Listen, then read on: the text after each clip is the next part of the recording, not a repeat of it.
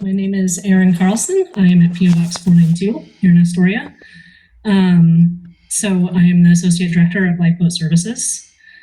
I've actually been encouraged to see Astoria absolutely packed with tourism this year. I'm downtown every day, and after the years of COVID shutdowns, it's been cool for me to see how busy Astoria is. It's not even summer yet, and tourists line our streets, and the surrounding businesses and restaurants from Lifeboat, they look very full.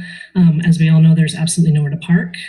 So I think, from my perspective, being down there, and I, clearly running Lifeboat, but our comparatively small houseless population does not seem to be impacting how many people are coming into Astoria for vacation and the tourism that we're attracting. I think a broader perspective may be beneficial for those who would like to see zero houseless individuals on the streets.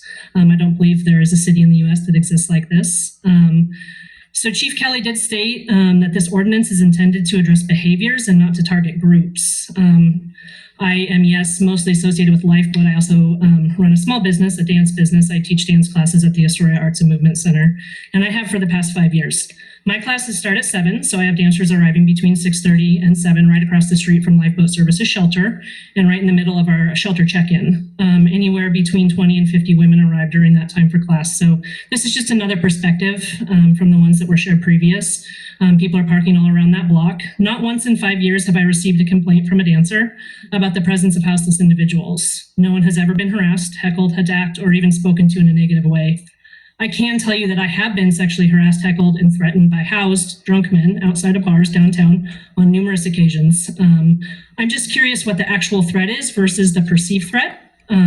Is this issue really about the visibility of houseless individuals downtown? Or is there a genuine safety concern? Those are just questions I have. Are the police going to equally cite, arrest, and exclude based on the behaviors of every housed individual as well? With the number of housed individuals behaving poorly on the sidewalk that I've seen, just personally with open alcohol containers and smoking joints, if applied justly, this could lead to an abundance of exclusions spanning all socioeconomic statuses in the downtown area. And how are we going to regulate that? This ordinance seems like yet another tool to be used to target and dehumanize our houseless population in an attempt to push them further out of sight, creating more barriers for them to access services. Lifeboat Services requests, I am speaking for Lifeboat, that the city please think through each detail of this ordinance before a decision is made.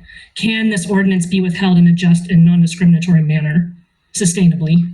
Is this a sustainable solution to a really big, deep, and complex problem? And finally, what are the costs that are involved? Thank you. Thank you, Ms. Carlsen.